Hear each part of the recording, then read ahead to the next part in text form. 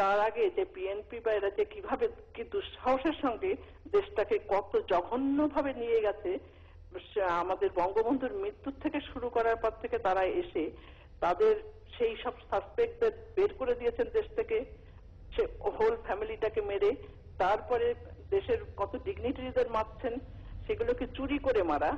কিন্তু এই লোকের সামনে কে কাকে একটা বাসতে পিটিয়ে মারলো, সেটা কি খুব বিরাট ব্যাপার হয়ে গেল? লোকে এত অত্যাচারের পরে এই অ্যাকশনকে একটা বিরাট জিনিস। এই জন্য যত সময় নষ্ট, প্রত্যেকবারে দেখি এই ধরনের ডিসকাশনে মানুষের এই রকম প্রশ্ন দিয়ে মানুষকে পথ থেকে পথভ্রষ্ট করা। আপনার মন্তব্য আমরা শুনেছি, যেহেতু এই বিষয়ে আমরা ইতিমধ্যে আলোচনা সম্পন্ন করেছি, আমরা আর ওই বিষয়ে ফিরে যেতে চাচ্ছি না, তবে আপনার মন্তব্য আমরা শুনেছি এবং রাত জেগে জনতার মঞ্চে দেখবার জন্য আপনাকে ধন্যবাদ। আগামীতে আবারও নিশ্চয়ই আপনার সঙ্গে কথা হবে। ফিরে আসছি আপনার কাছে, আমাদের সময় খুব অল্প। ব্যারিস্টার শওকতুল আনোয়ার যে বক্তব্যটা দিলেন আইনজীবীদের ক্ষেত্রে, আমার যেই মন্তব্য ছিল, অর্থাৎ বেশ কিছু অভিযোগ আমরা দেখেছি পত্রিকায় আইনজীবীদের ক্ষেত্রে, তারা আওয়ামী ঘরানার বলে যে অভিযোগ রয়েছে বিরোধী দলের, শওকতুল আনোয়ার খান বলেছেন যে তারা নিরপেক্ষ এবং নিরপেক্ষভাবে বিচার সম্পন্ন হবে।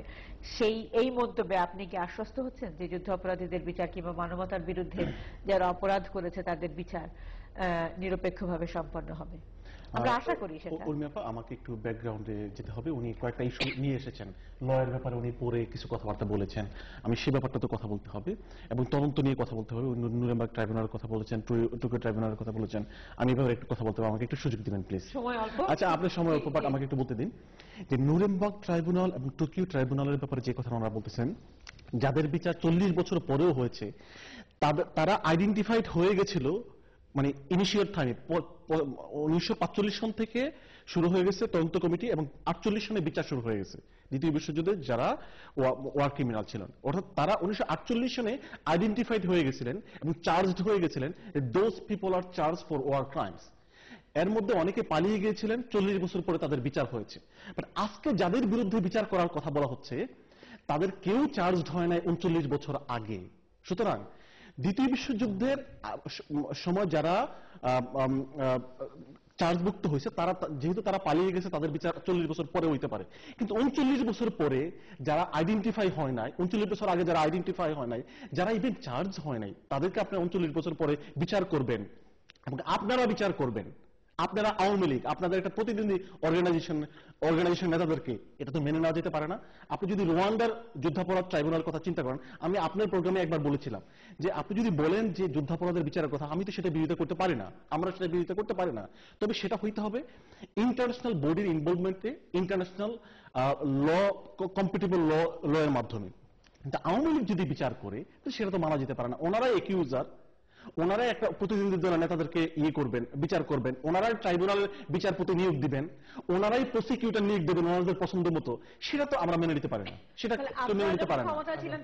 এরপর লটা সম্পর্কে একটু বলি সংক্ষেপে, আমি লটা সম্পর্কে ছোট্ট একটা প্রশ্নের উত্তর দিন। আপনারা যখন ক্ষমতায় ছিলেন, অর্থাৎ বিএনপি এবং জামাত যখন ক্ষমতায় ছিল, আপনারা যদি যুদ্ধাপরাধীদের বিচার চেয়েছেন, তাহলে আপনারা যখন ক্ষমতা ছিলেন, আপনারা তো 2 টার্ম ক্ষমতা ছিলেন, দেখেন তখন আপনাদের নিয়োগে আপনারা যুদ্ধাপরাধ, দেখেন আমরা কিন্তু বলেছি, আমরা কিন্তু যেই প্রোগ্রামে আমি কথাটা বলেছি সেটা হচ্ছে যে যুদ্ধাপরাধের যে কথাটা বলা হচ্ছে, এটা হচ্ছে একটা পলিটিক্যাল স্লোগান।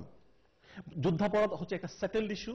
বঙ্গবন্ধু সরকার 72 থেকে 75 দালাল আইনে আমি বলেছি 27,000 লোককে চার্জমুক্ত করেছেন, 795 জনকে কনভিক্টেড করেছেন, এবং 1973 সনের 16 ডিসেম্বর উনি সাধারণ ক্ষমতা ঘোষণা করেছেন।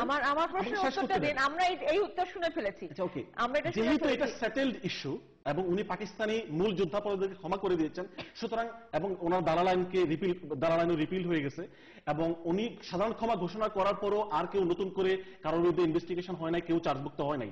16 ডিসেম্বর 1973 পরে কারোর বিরুদ্ধে নতুন করে চার্জশিট হয় নাই। আমরা শেষ করতে দিন, যেহেতু হয় নাই, আমরা বলতেছি এটা একটা মানে সেটেলড ইস্যু, আমরা এটাকে নিয়ে আমরা আমাদের মাথা ব্যথা নাই। বাট আওয়ামী লীগেরও মাথা ব্যথা নাই। আওয়ামী লীগ মাথা ব্যথা যেটা, যে রাজনৈতিক কারণে ওনারা এই ইস্যুটা তুলে নিয়ে আসতেছেন।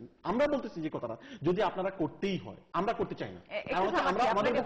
আমার জনগণের পক্ষ থেকে ছোট্ট একটা প্রশ্ন আছে, সেটা হচ্ছে যে যারা বুদ্ধিজীবী হত্যার সঙ্গে জড়িত ছিল, যারা ধর্ষণের সঙ্গে জড়িত ছিল, যারা লুণ্ঠনের সঙ্গে জড়িত ছিল, যারা হত্যার সঙ্গে জড়িত ছিল, জেনোসাইডের সঙ্গে যুক্ত ছিল, তাদের কি তাহলে কোনোদিনই বিচার হবে না?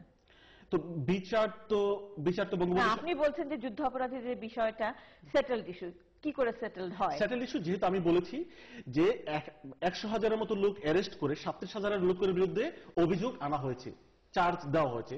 এর মধ্যে 752 জনকে আপনারা দোষী প্রমাণ করে ওনাদেরকে জেলে শাস্তি দেওয়া হয়েছে। কিন্তু তারাও তো বেরিয়ে গেছে, আমাকে শেষ করতে দিন। তারাও তো জিয়াউর রহমানের সময় তারা বেরিয়ে না, গেছে। তারা সবাই বের হয়ে যায়নি, তাদের মধ্যে সবাই বের হয়ে যায়নি। এর তাদেরকে মধ্যে সবাইকে ক্ষমা করে দেওয়া হয়েছে, না, তাদেরকে ক্ষমা করে দেওয়া হয়েছে দালাল আইন বাতিলের মাধ্যমে তারা তো বেরিয়ে গেছে। দালাল আইনের মাধ্যমে শুধুমাত্র চিকন আলীর ফাঁসি হয়েছে, আপনারা জানেন, দালাল আইনের মাধ্যমে, নট ওয়ার ক্রাইম ল এর মাধ্যমে চিকন আলীর ফাঁসি হয়েছে, ক্ষমা করে দেওয়া হয়নি। সেটা তো আমাকে শেষ করতে দেন। সেটা হচ্ছে যে 1973 সনের আইনটার মাধ্যমে পাকিস্তানের যুদ্ধাপরাধীদেরকে আপনারা ক্ষমা করে দিলেন। বঙ্গবন্ধু কোলাবোরেটরস অ্যাক্টের মাধ্যমে সাধারণ ক্ষমতা ঘোষণা করে দিলেন, সাধারণ ক্ষমা ঘোষণা করে দিলেন 4টা অপরাধ ব্যতিরেক। এবং 1973 সনের 16 ডিসেম্বর উনি সাধারণ ক্ষমা ঘোষণা করলেন। এরপরে কারোর বিরুদ্ধে উনি কিন্তু, ওনার গভর্নমেন্ট কিন্তু মামলা করে নাই। আজকে যাদের বিরুদ্ধে কথা বলা হচ্ছে তাদের ব্যাপারে কোনো মামলা হয় নাই, তাদেরকে বরং আমি বলেছি যে জামাতের নেতৃবৃন্দকে বঙ্গবন্ধুর আমলেই উনি যখন সাধারণ ক্ষমা ঘোষণা করে দেওয়া হয়, ওনাদেরকে জেল থেকে মুক্তি দেওয়া হয়। আমাদের আলোচনা চলবে আরো ইন্টারেস্টিং। আপনি বলছেন যুদ্ধাপরাধীদের বিষয়টি সেটেলড ইস্যু বলে বিএনপি এবং জামাত সরকার 2 টার্ম ক্ষমতায় থাকা সত্ত্বেও তারা বিচার করার প্রয়োজনীয়তা অনুভব করেননি। তাহলে আজকে কেন আমরা সবসময় সেই সমস্ত হাহাকার দেখি, যে সমস্ত সন্তান তাদের বাবা কিংবা মাকে হারিয়েছে, কিংবা বাবা হারিয়েছে তার সন্তানকে, তাদের আকুতি শুনি যে আমি যা হারিয়েছি সেই হারানোর বিচার কে করবে? তাদের বিচার পাবার কোনো অধিকার নেই, কারণ যুদ্ধাপরাধের বিষয়টি, কথা বলছি না যে অধিকার নাই। প্রথম আপনি বলছেন যুদ্ধাপরাধীদের বিষয়টি সেটেলড ইস্যু, সুতরাং সেক্ষেত্রে বিচারের আমাকে ক্লারিফাই করতে হবে উর্মিয়াপা। সেটা হচ্ছে আমি বলতেছি যে বঙ্গবন্ধুর আমলেই কিন্তু 752 জনের সাজা হয়ে গেছে, এবং উনি সাধারণ ক্ষমা ঘোষণা করার পর কারোর বিরুদ্ধে কোনো মামলা হয় নাই। উনি 4টা অপরাধকে উনি ক্ষমা করেন নাই। এবং 73 সনের 16 ডিসেম্বর উনি সাধারণ ক্ষমা ঘোষণা করছেন। ওনার গভর্নমেন্টের পতন ঘটছে হচ্ছে 15 আগস্ট 1975। কতটুকু গ্যাপ আপনি দেখেন, মোর দেন 1 ইয়ার। সময় শেষ। জি, 75-এর দালাল আইন একটু বলি, আইনটি সম্পর্কে আমি একটু বলি, যেহেতু আইনটি সম্পর্কে উনি বলেছেন। আপনি হিউম্যান রাইটস ওয়াচের ওয়েবসাইট দেখুন। হিউম্যান রাইটস ওয়াচ আনুষ্ঠানিকভাবে বাংলাদেশ গভর্নমেন্টকে জানিয়েছে এই law is not compatible with international standard. International Bar Association বলেছে, অ্যামনেস্টি বলেছে, হাউস অফ লর্ডস রিকোয়েস্ট করেছে, লর্ড এবেরি মিটিং উনি গিয়েছেন, লর্ড এবেরি আনুষ্ঠানিকভাবে কথা বলেছেন। এবং পার্লামেন্টের হিউম্যান রাইটস কমিটি ইউকে থেকে বলা হয়েছে যে তারা 17টা অসঙ্গতি তুলে ধরেছেন যে এটা চেঞ্জ করতে হবে। এবং ডেইলি স্টারে পর্যন্ত রিপোর্ট হয়েছে যে এই আইন ইন্টারন্যাশনাল স্ট্যান্ডার্ড মেইনটেইন করে না। একজন ব্যক্তির রেফারেন্স দিয়েছেন, আর আমি কয়েকটা অর্গানাইজেশনের নাম বলবো। আমি ব্যারিস্টার সাহেবকে অনুরোধ করব, এবং আপনাকে বারবার বলছি শেষ করে, এটা খুবই দরকার আপনার জন্য, কারণ আমরা একটা উৎপাদনহীন কিছুতে যাওয়া দরকার নেই। হ্যাঁ, সেটা হচ্ছে যে যেটা হলো যে উনি যে কথাটা বলতেছেন যে উগান্ডার একটা কথা বললেন, অনেক কথা ওনার কথার মধ্যে ওনার সবরিতে আছে। উগান্ডার যে রাষ্ট্র, এটার কোনো স্ট্রাকচার নাই, লিগ্যাল স্ট্রাকচার নাই, এটা ফ্রেজাইল কান্ট্রি। ওখানে জাতিসংঘের লোকজন গিয়ে ওদের নিজস্ব ঝগড়াঝাটি প্রতিনিয়ত থামায়, মারামারি থামায়। তো ওখানে যে অপরাধগুলো সেগুলো জাতিসংঘের সহযোগিতা ছাড়া সম্ভব না। কিন্তু একই অবস্থা। কিন্তু আমাদের বাংলাদেশের যে লিগ্যাল স্ট্রাকচারটা আজকে 40 ইয়ার্স ফাংশনিং, এটাই তো প্রমাণ করে যে we have that much stand to try this criminals. এখন উনি যে কথাটা বলতেছেন যে বিভিন্ন ওয়েবসাইটের কথা, আমি শুধু ওনার যে আইবি এর কথাটা বলি।